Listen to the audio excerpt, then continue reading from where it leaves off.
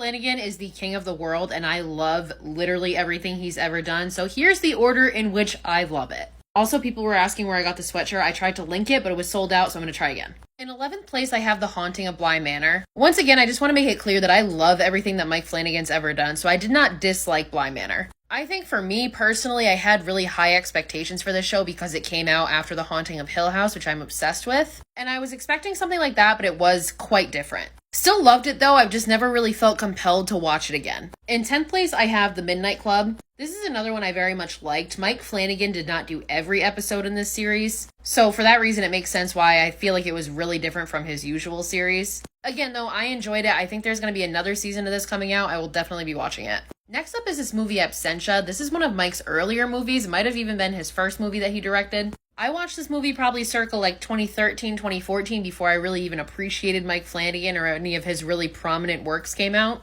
This one is about a woman whose husband goes missing and he ends up being declared dead, but then he like mysteriously shows back up, but he's not who he was. In 8th place, I have Midnight Mass. I feel like people are going to get upset with me having this kind of this far back on the list because I know a lot of people absolutely love this show. I really liked it too, I just like Mike's other stuff more. In 7th place, I have Before I Wake. Jacob Tremblay is probably the greatest young actor of our generation, and this movie proves it. Also, the emotions that this movie evoked from me are like criminal. If you've seen it, you know what I mean, because the end of this movie ends up just being incredibly sad and just numbing. In 6th place, I have Gerald's Game.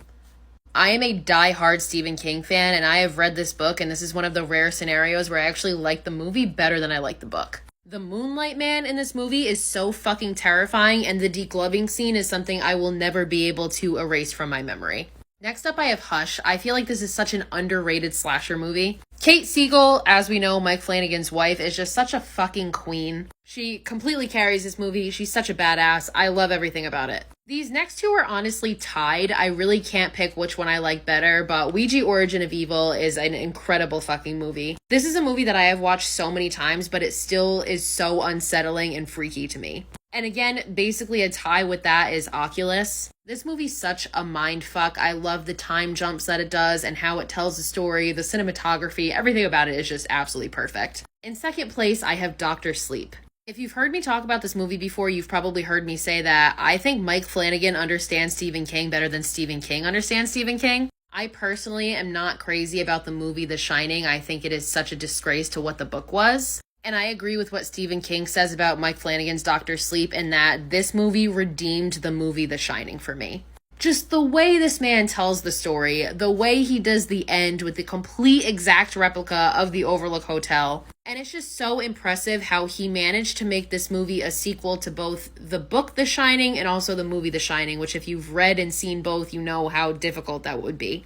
But in first place, and something that will absolutely never be beat for me, The Haunting of Hill House has my whole heart. I have watched this movie at least once a year, every year since it has come out, and I am obsessed with it. It is my favorite show of all time, and I am very confident that nothing will ever top it for me.